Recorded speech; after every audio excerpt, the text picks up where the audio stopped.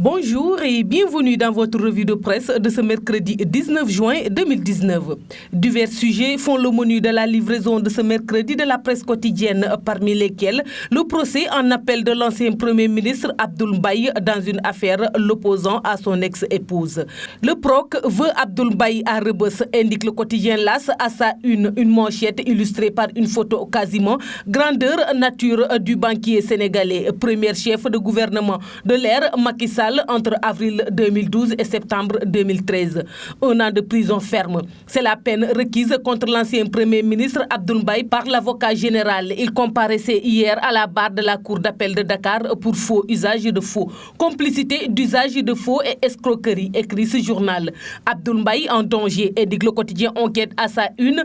Il rapporte que l'ancien Premier ministre relaxé en première instance de la procédure de faux et de tentative d'escroquerie l'opposant à son ex-épouse Aminata Diak risque la condamnation. Le procureur général a requis l'information du premier jugement en demandant que l'ancien Premier ministre soit condamné à 1 an ferme. En Suisse, son ex lui réclame la somme de 1 milliard au titre de dommages et intérêts, ajoute le même journal. Selon le quotidien, le parquet général a demandé de requalifier les faits en obtention indue d'un document administratif et a requis à 1 an ferme contre l'ancien Premier ministre dans cette affaire dont le verdict sera connu le 23 juillet prochain. Tribune critique Vox Populi. L'Observateur, la plupart des médias font le compte rendu de cette audience qui les intéresse d'autant plus que l'ancien Premier ministre est considéré comme un des principaux animateurs de l'opposition au pouvoir. Sans compter que sa forte présence dans le débat sur les contrats pétroliers en lien avec les allégations de corruption rapportées récemment par la chaîne publique britannique BBC.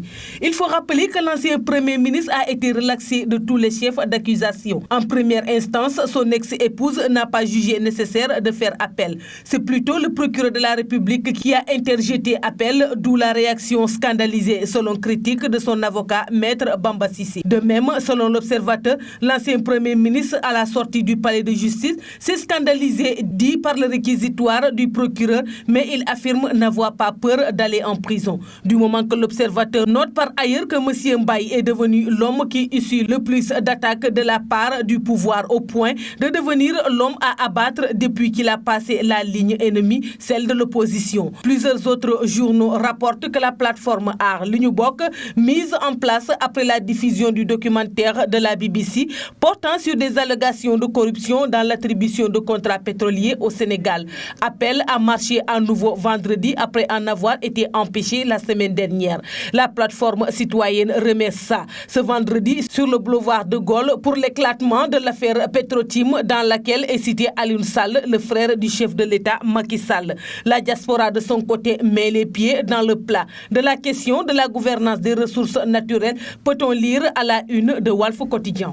La communauté sénégalaise du Royaume-Uni et Extinction Rébellion, un groupe activiste qui combat BP depuis plusieurs années, vont vilipender demain le géant pétrolier britannique Frank Timis et la famille Sall, annonce le journal. De sa part, Walf Quotidien précise, ce sera au 30e dîner annuel de l'industrie pétrolière à Londres. Ainsi, la société anglaise va briller de vive feu dans son propre pays et ce scandale amplifié par la BBC va avoir d'autres retentissements. Le Soleil, pour sa part, s'intéresse à la réaction du gouvernement à la recommandation de la mission d'observation électorale de l'Union européenne consistant à abandonner le parrainage citoyen lors des prochaines locales.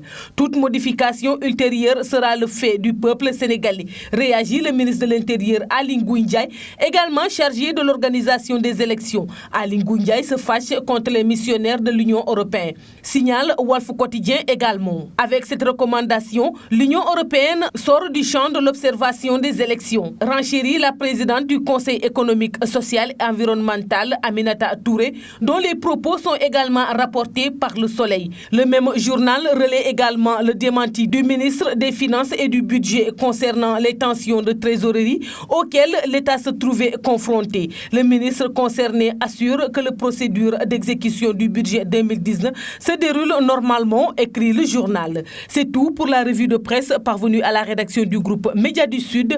Merci de nous avoir écoutés. Quant à moi, je vous donne rendez-vous demain. Au revoir.